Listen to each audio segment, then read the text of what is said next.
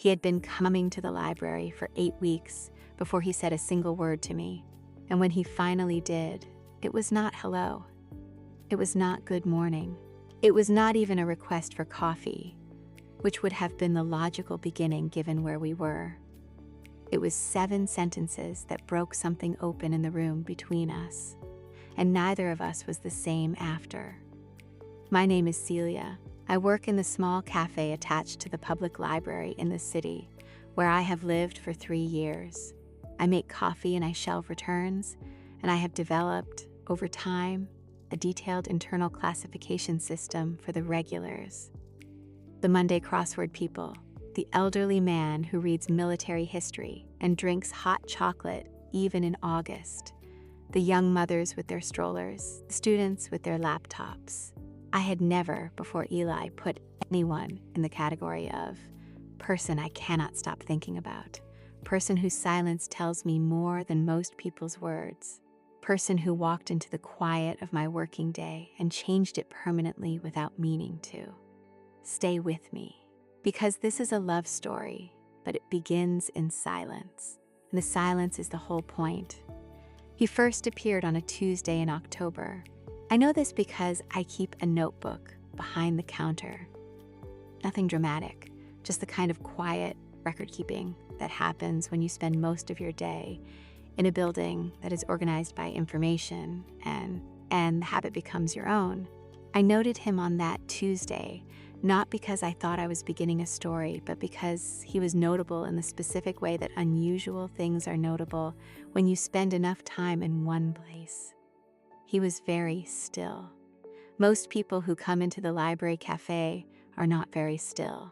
They come in with the noise of their lives, the residue of conversations, the momentum of tasks, the particular unsettled energy of people who are between things.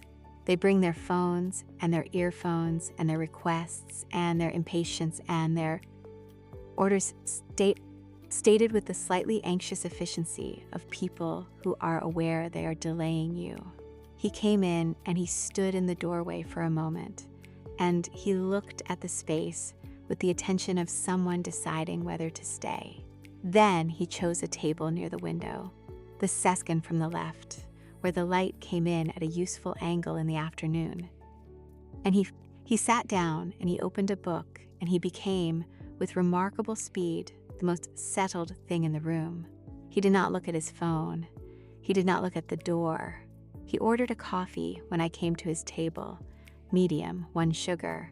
He said this, looking at the menu rather than at me, which is not rude, just absorbed. And he drank it slowly and read for 3 hours and left.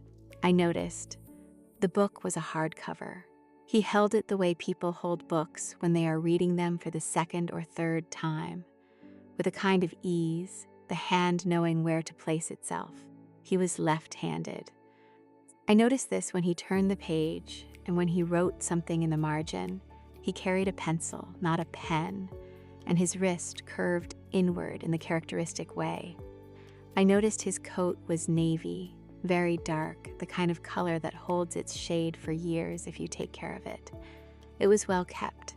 He was well kept in a way that suggested care without effort, which is a different quality from well-groomed, which suggests attention to the surface. This was something more interior. He came back on Thursday, same table, same book, 2 coffees this time, 1 in the morning, 1 in the afternoon. He was there when I opened at 9, and he was still there when I closed at 6. 7 hours in 1 chair. I have a radar for people who are in difficulty and people who are simply very focused, and I am usually accurate about the difference. He felt like focus, not difficulty. He felt like someone who had found a place to be and was being there with intention. I did not think about him between visits. I want to be accurate about this. He was a new regular. I had new regulars periodically, and I noted them, and they became part of the background of my working day, and I moved on. The 3rd Tuesday, he changed tables. He moved from the 2nd table from the left to the 3rd table from the back. Near the shelves, slightly darker, the afternoon light not reaching it. I noticed this the way you notice when something in a familiar room is moved. I did not think it significant. People move tables. By the 4th week, I had learned his order without writing it down. Medium coffee, 1 sugar. He always brought his own water bottle. He always tipped exactly 20%. Always in coins, always counted precisely, which takes more calculation than rounding up and was, for reasons I could not fully explain, more interesting because of that. By week 5, I noticed he read the same page twice sometimes, not in the frustrated way of someone who has lost the thread, but in the deliberate way of someone reading slowly enough to understand something fully before moving forward. I admired this. I am a fast reader. I am frequently not sure I understood things fully. He was the opposite. Week 6, a school group came in. 20 children, approximately 8 years old, accompanied by teachers who had the magnificent frayed energy of adults who have been responsible for 20 children for several hours. The noise was considerable. Most of the afternoon regulars gathered their things. He stayed. He reached into his jacket, inner pocket, and produced a pair of small foam earplugs. He put them in without drama, opened his book, and continued. The earplugs were not a new purchase. They were used. He carried them regularly. He had dealt with this kind of thing before, factored it in, prepared. I found this. I want to be precise, interesting, not charming, not attractive, not any of the obvious categories. Interesting. The way a specific detail is interesting when it tells you something about the architecture of a person that you would not have learned by looking at the surface. Week 7, I saw the title of his book for the first time. He had left it face up on the table when he went to the bathroom. On Grief and Grieving by Elizabeth Kubler-Ross and David Kessler. I looked at it for exactly as long as it took me to register it. Then I looked away. I did not adjust anything in how I moved around his table for the rest of the day. I did not soften my voice or add any particular gentleness to setting down his afternoon coffee. I was as ordinary as I had always been, because ordinary seemed like what was needed. Not more, just ordinary, consistent, unchanged. Week 8, Tuesday, he gestured toward his empty cup with one finger, not pointed, just indicated, and I refilled it without him having to say anything.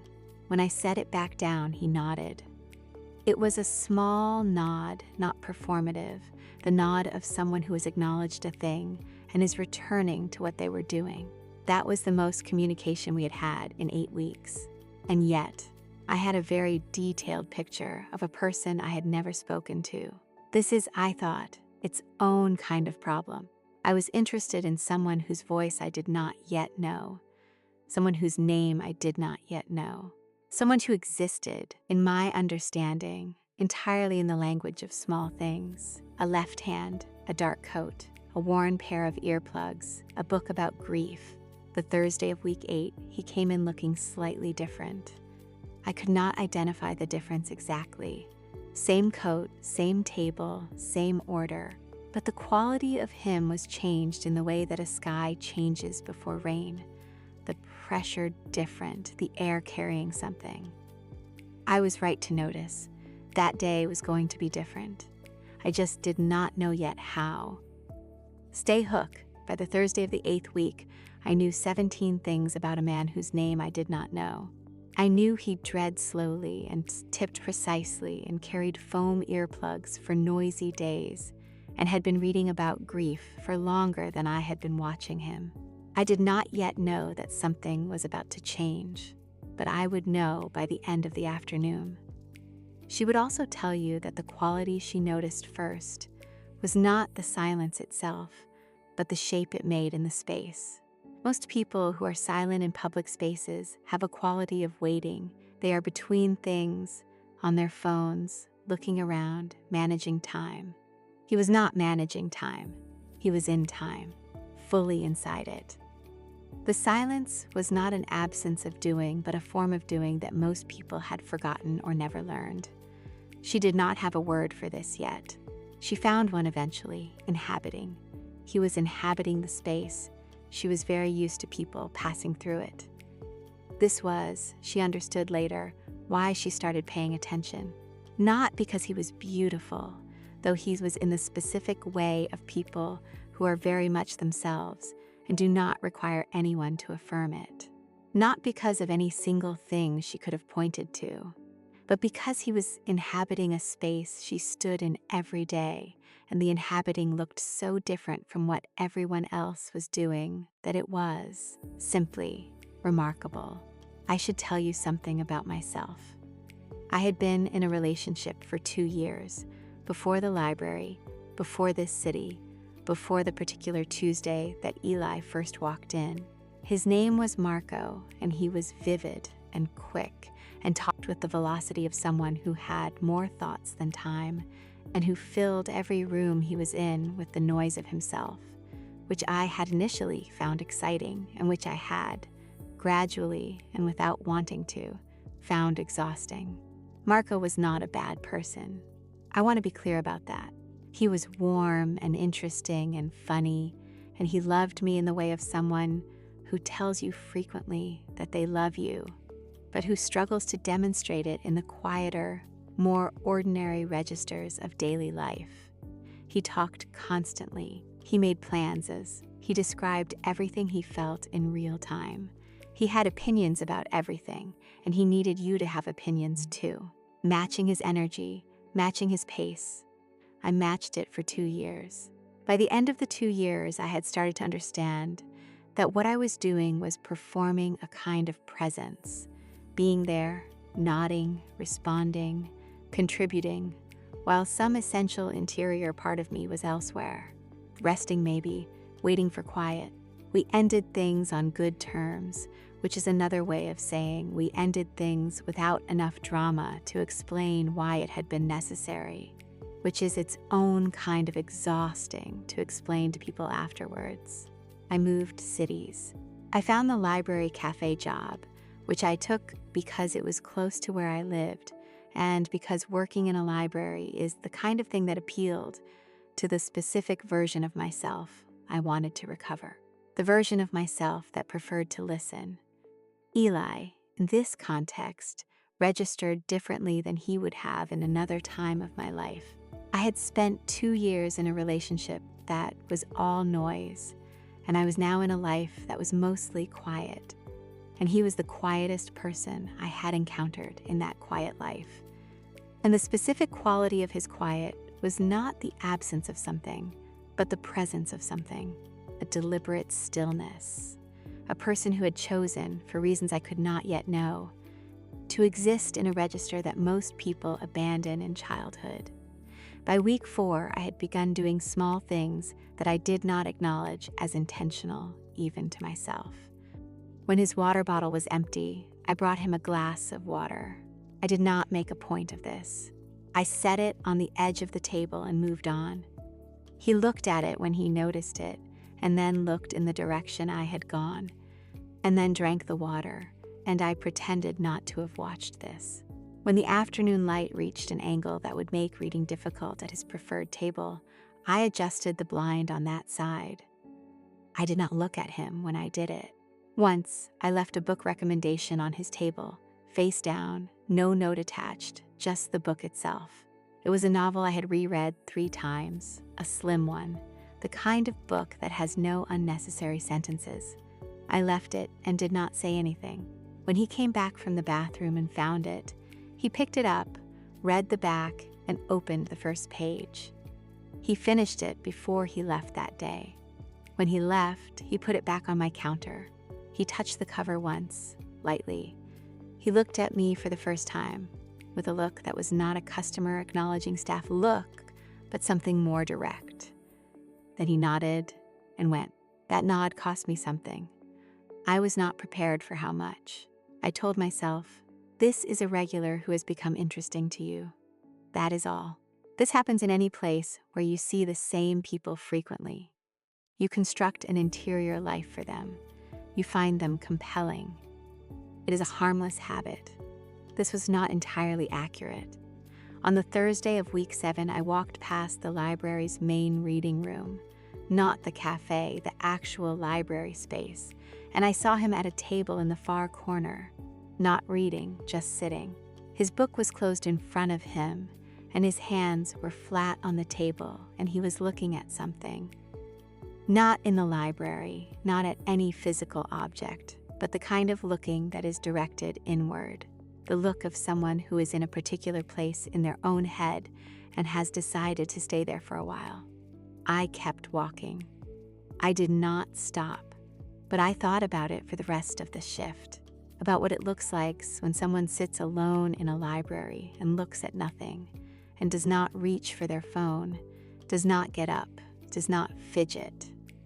What kind of person that is, what they have learned about sitting with something without trying to escape it.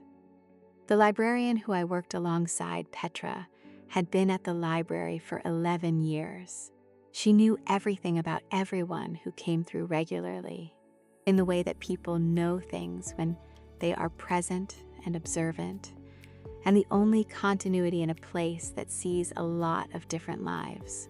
On the Thursday of week 8, the day that was going to be different, I asked her, casually, about the man at the window table. She said, "The quiet one. He's been coming for almost 2 years," I said, "since before I started." "Long before," she said. "He used to come with his wife. They came together on Tuesday afternoons. They'd sit at separate tables sometimes, both reading, and then leave together. They had a system," I said. "What happened?" Petra looked at me carefully. "One day he came in alone. He's been coming alone since then." She did not say more. She did not need to. I thought about On Grief and Grieving on his table. I thought about the earplugs in his inner pocket. I thought about the way he read the same page twice sometimes, with the focused attention of someone who is not letting things pass through without understanding them. I thought about what it means to come to the place where you used to be happy with someone, and to continue coming alone, and to keep sitting at a table near the window, and to keep reading.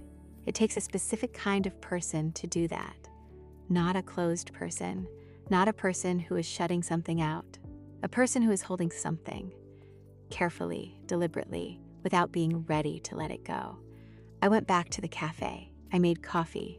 I moved around the space with the particular quiet efficiency of someone who has decided to offer nothing beyond what is needed and everything that is. An hour later, he came up to the counter. She should also tell you that she was not, during those 8 weeks, in the simple position of a detached observer. She was also being observed. She understood this, in retrospect, from the specific details that emerged in the weeks after the counter conversation, the water glass adjustment she had made in week 3. He had noticed this immediately. The book she had left on his table, he had known, from the Didion choice, something specific about her. When she had moved the blind in week 3, he had registered not just the adjustment, but the reason for it, which meant he had been watching her watch him, which is not what observers expect of their subjects.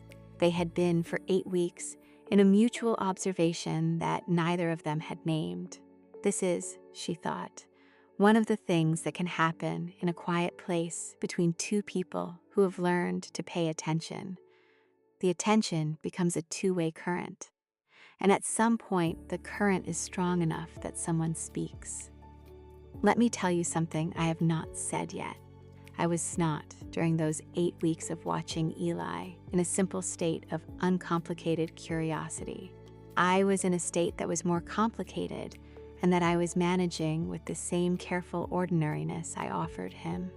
I was lonely, not dramatically lonely, not the hollow, consumingly decision, but the specific loneliness of a person who has built a good quiet life, and who is beginning to wonder if the quiet has become slightly too complete. My life was good. I liked my work. I had friends in the city, not many but solid ones, the kind you can call without explanation. I had a flat that was entirely mine in every small choice. I had dinner parties and hiking weekends, and the occasional evening at a bookshop reading, and I was, by the reasonable measures of a reasonable life, doing well. But there was something I was missing, and I was honest enough with myself to know what it was. I was missing the particular quality of being known, not understood in the general sense, having my references get laughed at, being asked good questions at dinner, but the deeper version, being known in the way that requires time and repetition and a specific kind of attention. The kind of attention that notices when you cross your arms because you're cold. The kind that adjusts. Marco, for all his volume, had not been that kind of knower. He was very interested in the general shape of me and significantly less interested in the small, specific things. He knew my opinions. He did not know my habits. I had not found, in the 3 years since Marco, anyone who offered the possibility of the other kind. And then there was a man at a window table who counted his tip precisely and carried earplugs for noisy Tuesdays and touched the cover of a returned book once, lightly, as a kind of thank you that was too careful to be casual. I am not telling you I was already in love with him at this point. I was not. I did not know him. You cannot love what you do not know.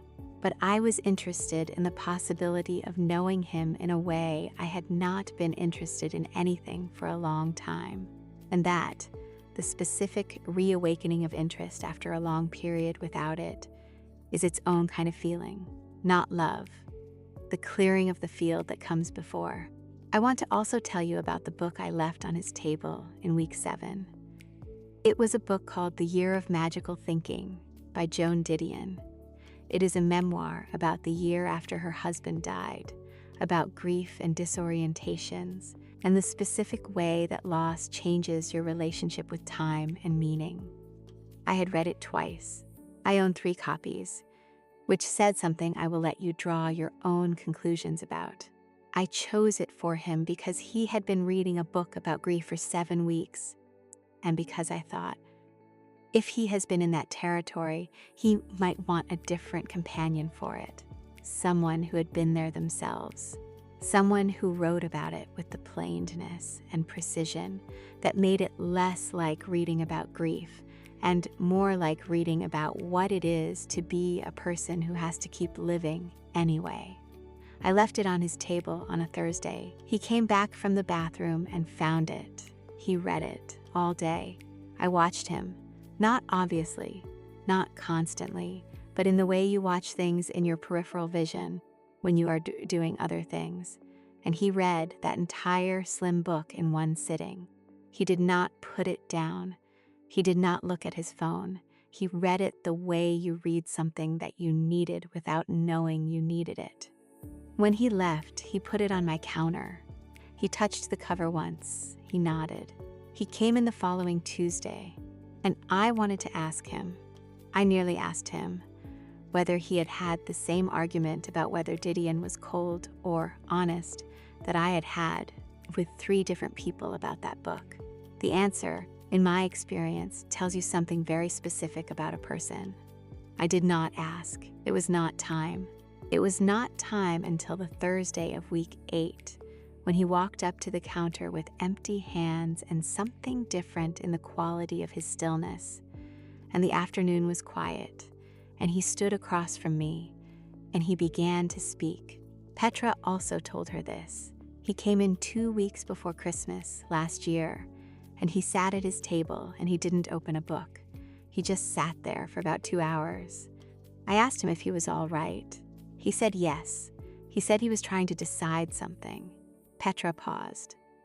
I don't know what he decided, but after that he started bringing different books. Lighter ones, I mean. He'd been reading very heavy things for a year. After that day he started reading. I noticed he'd started reading novels again. Fiction, things with endings. Celia thought about this for a long time, about what it means to go to a place you used to go with someone and sit there for 2 hours trying to decide something. About deciding to read things with endings again, which is a specific kind of hope. Not optimism, hope. The thing that does not promise anything except that you are still willing to arrive at the end and see what it holds. She thought, he is not finished grieving. He is not on the other side of it. He is in the middle of it, and he has decided to keep going, which is not the same as being finished. And I am. What am I? I am the person who left the Didion book. I am the person who moved the blind in week 3. I am apparently the person he chose to speak to. First, as we stock on cups, this is not a dramatic activity. It involves reaching into a large box of clean cups, taking them out 4 at a time, placing them in the cabinet behind the counter with the handle facing correctly. It is repetitive and slightly meditative, and it is the kind of task you do during quiet afternoon periods when there are no customers needing attention and the ambient sounds of the library. The soft sounds of a place that is full of people and almost entirely silent are doing their own particular thing around you. He came to the counter at 3:10.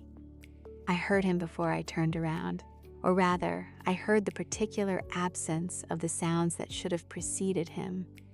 No coffee cup placed on the counter, no gesture, no card produced for payment. He simply walked up to the counter and stood there. I turned around. He was not holding his cup. He was holding nothing. He was standing at the counter with his hands at his sides, and he was looking at me with the direct, undeflecting look that I had become familiar with from across the room, but which was, at this proximity, considerably more present. I did not reach for his cup. I did not smile in the specific professional way of someone waiting for an order. I simply waited. He was quiet for a moment, not in the uncertain way of someone who doesn't know what they want to say, in the way of someone who does know and is making sure before they begin. Then he said, "The book you left, the Didion." His voice, his actual voice, which I was hearing for the first time, was rougher than I had expected. Not rough in an unpleasant sense. Rough in the way of an instrument that has not been played for a while. The kind of roughness that is not a flaw in the instrument, but evidence of a long silence. A cello that has been in its case. "My wife," he said. "She loved Didion. We argued about whether Didion was cold or just honest." I said cold. She said honest. A pause. "She was right," he said. I did not move. I kept my hands where they were, one on the cup, one on the cabinet edge. I held the cup and I looked at him, and I did not say anything because, whatever he was doing, interrupting it would be wrong. He said, "I haven't spoken about her to anyone in 2 years." I stopped talking, not intentionally at the beginning, but speaking felt wrong. Using words for ordinary things when the most important things I still needed to say had nowhere to go. It felt like the wrong proportion. Too many words for small things and not enough for the thing that mattered. The afternoon library sounds went on around us. Someone turned a page nearby. Someone pushed in a chair. "You left that book," he said, "and you didn't explain it. You didn't look at me differently the next week and perform anything. You just left it and treated it as an ordinary thing." He looked at me. "That's why I'm talking to you," he said. "You didn't ask for anything. You just offered. And I've been trying to think about whether I was ready to talk, and I keep coming back to, it depends who is asking. And you're not asking, which is why I am." The cup was still in my hand. I set it down carefully. "I'm sorry about your wife," I said. "Thank you," he said. And then, "I'm Eli." "I'm Celia," I said. "I know," he said. "Your name is on your name tag." Something about that. The complete plainness of it. The way he said it without any self-consciousness, as if pointing at a name tag were a perfectly normal way to know someone's name, which it is, made something loosen in my chest. Not dramatically, quietly. The way things loosen when you have been holding them at a particular tension and someone offers you a reason to ease it slightly. I smiled. It was not a professional smile. It was a real one, And it surprised me slightly, and apparently it surprised him slightly too, because something in his face changed. Not dramatically, a small thing. The specific shift of a person who is not expecting to be moved and has been. He stayed at the counter for 20 minutes. We talked about Didion, about the argument between cold and honest, about whether the two things can be distinguished at all in very precise writing, about the specific sentences in the book that had stopped each of us. He had read it in one sitting. I told him I had read it twice. He said, "I understand why." We talked about the library, about whether it was the building or the nature of the activity inside it that produced the particular quality of the quiet. He said, both. He said a library is one of the few places where people voluntarily do the same thing in close proximity without interacting, and that creates a specific social permission to be present without performing. I said, "That's exactly why I took this job." He looked at me. I think that was the moment I understood that he had been paying attention to the small things about me, the same way I had been paying attention to the small things about him. He said, "You moved the blind in week 3, the afternoon one. I'd been squinting for 2 weeks. I wasn't sure if I should say anything." I said, "You didn't have to," he said. "You just moved it." When he went back to his table, the afternoon had changed. The quality of the light was the same. The sounds were the same. But the room had something different in it. Something that had not been there before the 20 minutes at the counter. I stood behind the bar and I thought, he said he hadn't spoken to anyone in 2 years, that I was the first person he chose, that it was because I hadn't asked for anything. I turned back to the cups. I restocked them in the same order as always, but I was not thinking about the cups. He stood at the counter for 20 minutes that day, and in those 20 minutes, something shifted in the library that was not visible to anyone except the two of them. What shifted was this. The relationship between two people who had been operating in parallel, each observing the other with attention and care, had become a relationship between two people who were now operating in the same direction.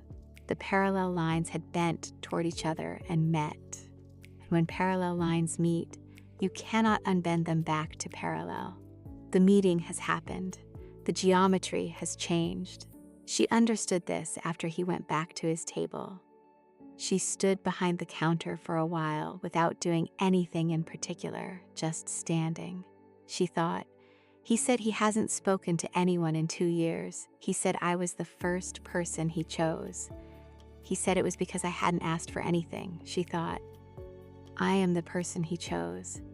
And now what does that mean? And what do I do with it? And she thought, I do what I have been doing. I stay ordinary. I keep the bar at what is given, not at what is expected. Because he came to the counter, because he was ready, not because he was pushed. And the way to honor that is to keep not pushing. He came in the following Tuesday and he sat at his usual table and he opened his book and he read. So nothing changed, and also everything changed. Because now when he came to the counter, which he did now, properly, not just with a gesture but with actual words, there was the texture of a person behind the words instead of a pleasant absence. Now I knew his voice. I knew the cadence of him, which was deliberate and unhurried, and which gave each sentence enough space to finish before the next one began. He said, "How was your weekend?" I said, "Quiet. I reread a book I've been meaning to reread for a year." He said, "Which one?" I told him. He said he hadn't read it. I said I'd leave it on his table. He said, "You don't have to do that." I said, "I left it anyway." The conversations in the weeks that followed were not long ones. They were not the kind of conversations that require 45 minutes of uninterrupted territory. They were the kind of conversations that happen at counters and tables and in passing. A few minutes here, a few minutes there, the kind that accumulate into something only if you are paying close enough attention to notice. I was paying close enough attention. I learned he had been a music teacher. Secondary school, 15 years. He had stopped after the accident. His wife, her name was Miriam, he said it once and only once, and I heard it and held it carefully, had been in the car. He had been driving. He had walked away. She had not. He had spent 2 years deciding what that meant about the kind of life he was entitled to keep living. He did not say this all at once. He said it in pieces over the course of several weeks, the way deeply true things come out when you trust someone. Not as a disclosure, but as an accumulation. Each piece was offered without drama. Each piece was received without drama. I did not respond with visible emotion. Not because I did not feel it, but because visible emotion, in this context, would have made the next piece harder to offer. He needed the telling to feel ordinary. I kept it ordinary. I told him things too, not equivalent things. I was not offering my history as a trade, but the real things. The relationship that had been full of noise and empty of attention. The city move, the library, the particular quality of the life I was rebuilding. The specific things I was looking for that I did not have language for yet. He listened. He did not interrupt. He asked questions that were not the questions that people ask when they are waiting for their turn to speak, but the questions that people ask when they actually want to know. One Tuesday afternoon in November, he set a coffee on my counter. I looked at it. It was from the place 2 blocks away, not our library cafe coffee, but the other place. The one with the better beans and the longer wait that I had mentioned once, in passing, somewhere around week 10. I said, "When did I mention this place?" He said, "Week 10. You said the beans here were good, but the ones on Carmichael Street were better, and you never had time to go on a work day." Week 10. He had been listening to a throwaway sentence in week 10 and remembered it in week 14 and acted on it, without making any particular point of having acted on it. I looked at the coffee. I looked at him. I said, "It's just coffee," he said. "I know," I said. "Thank you anyway." He nodded and went back to his table. I stood there for a moment with the coffee in my hands. I thought, the quietest people are often the most careful listeners. What he offers is not words, it is attention. And attention, I had learned over the last 4 years, is the thing I had been missing. Not grand gestures, not constant presence, just a person who was listening, a person who filed things away, not for use, but simply because they thought the things were worth keeping. Stay hook? He brought me coffee from a place I had mentioned once in a throwaway sentence 2 months earlier. He didn't make a speech about it, he just brought it. And I understood in that moment what I had been circling for 14 weeks. The quietest people are often the most careful listeners. And I had spent 2 years with someone who talked constantly and heard almost nothing. Eli had said fewer words to me in 4 months than Marco had said in an hour. And I felt, with Eli, more heard. On the Thursday in November, a month after the counter conversation, he came in with 2 coffees. She had not expected this.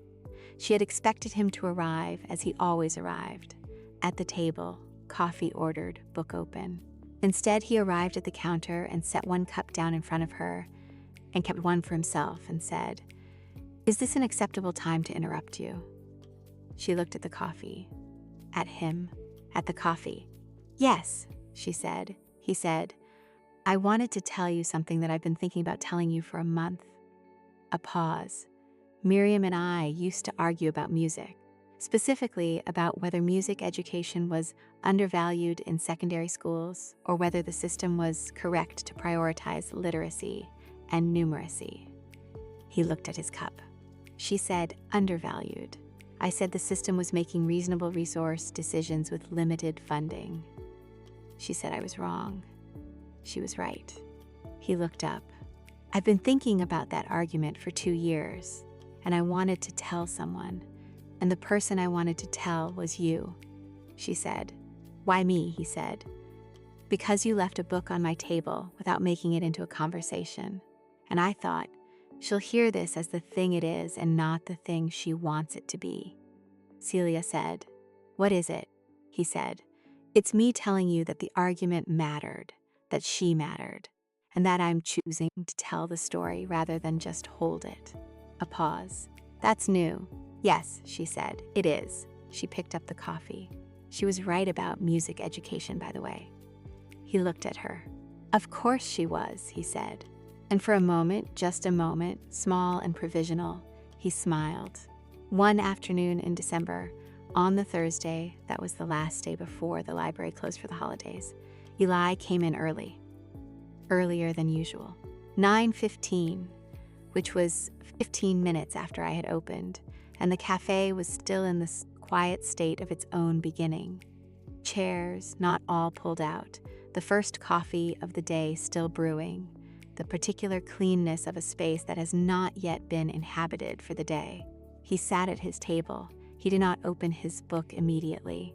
When I brought his coffee, he said, "Can I tell you something?" I said, "Yes." He said, "I started teaching," and he said it the way you say something you have been deciding whether to say for a while, with the careful flatness of a person who has not said it out loud before and is not sure yet what saying it out loud makes it. "How did it feel?" I said. He thought about it.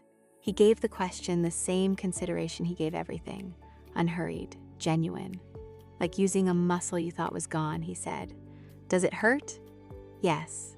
A pause. "And it doesn't." I understood what he meant. The "and it doesn't" is the important part. The "and it doesn't" is the sign that something has not been destroyed, only paused, that the muscle is still there, only waiting. He said, "It's one student. Tuesday afternoons, at the school where Miriam used to volunteer." I thought about the choice of school, about what it would take to walk into a building that carried her history and to go back into the thing you stopped doing because the person who had made it meaningful was gone. I thought about what it means to decide. I am going to carry this forward instead of letting it be a thing I stopped. "Thank you for the Didion book," he said. I wasn't sure it was the right call, I said. It was. It was exactly the right call. He looked at me. "I think you knew it would be." "I thought it might be," I said. I wasn't sure. The difference between I knew and I wasn't sure is smaller than people think, he said. "You acted on the possibility. That's what matters." There was a silence. Not a difficult one. One of his silences, which by now I had learned to read. The comfortable kind. The kind that is not waiting for anything, but is simply present. Then I said, "Do you want to do this differently?" He looked at me. "Come here tomorrow," I said. Not to read, not to order coffee. Just come here and we'll talk. And if you want to, you can bring your book. But you don't have to. He was quiet for a moment. Then, "The library is closed tomorrow." "Holiday." "I know," I said. I didn't mean the library. A pause. "There's a place on Carmichael Street," I said. "Better Beans, you've been there." He looked at me. The look was very direct, not surprised, not hesitant, just looking, the way he looked at things that he was deciding to receive fully. "Yes," he said, "I'll be there." The next morning, he was already there when I arrived. He had 2 coffees on the table, both from the Better Place on Carmichael Street, both with a small cardboard insulation sleeve on the cup, both waiting. He had arrived early enough to order for both of us. We sat there for 3 hours. We talked about everything, and we talked about nothing, which is the best kind of talking, the kind where the conversation is not going anywhere particular, and that is precisely the point. He told me about Miriam the way he had been telling me things for 4 months, in pieces, carefully, with the consideration of a person who understands that a story shared is not assumed as a story diminished, but that the care of the sharing matters.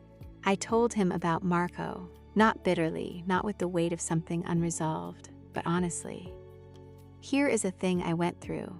Here is what I learned from it," he said. You knew when to stay and when to go. I said, I'm not sure I knew. I think I eventually understood that I was already gone, even if I was still there. And the honest thing was to make the physical fact match the emotional one. He nodded. He said, that's what Miriam would have said about something. She was very clear about the difference between what was actually true and what was being performed as true. I said, she sounds like someone I would have liked. He said, yes. He said it simply, without grief covering it. Just yes, a fact. She was someone most people liked if they gave themselves enough time to pay attention. We left the coffee shop at noon and walked along the canal. It was cold but clear, the specific winter light that makes the city look like a photograph of itself. And we talked as we walked, and the talking was easy in the way that talking is only easy when you have already done the harder version. He did not hold my hand. That was not where we were. But he walked close in once when I stopped to look at something in a shop window. He stopped too, and when I moved on, he moved with me, in the way of someone who has decided to match their pace to yours and is not making any particular effort about it. He was not fixed. I was not fixed. We were both, as far as I could tell, still in the process of becoming the versions of ourselves that we were going to be. That is the real condition of everyone, I think, but some people are more aware of it than others. He was very aware of it. So was I. That awareness is, I think, what makes two people possible. Not certainty, not completion, just the honest acknowledgement that you are still in the middle of something, and the willingness to be in the middle of something alongside another person who is also still in the middle. He never stopped being quiet, but the quiet was different now. It had something in it that had not been there before. I found as the weeks went on that I had a word for it. The word was present. He was present in it, and so was I. And for the first time in a long time, for the first time since I had left the noise behind and moved to this city and taken a job in a building full of people who chose to be silent in the same space, I understood that present was enough, more than enough. It was the whole point. The last thing she will tell you is this. Eli resumed teaching in November. One student, then two, then a small group. He told her about it in pieces over the weeks, the way he told her everything, as accumulated fact rather than announcement. On the day he taught his first full group lesson at the school, he came in the next morning and sat at his table and ordered his coffee, and she said, "How did it go?" He said, "Good.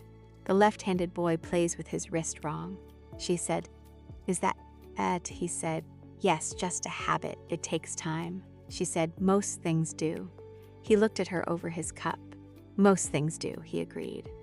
They had coffee on Carmichael Street again that Saturday, and the Saturday after, and the one after that.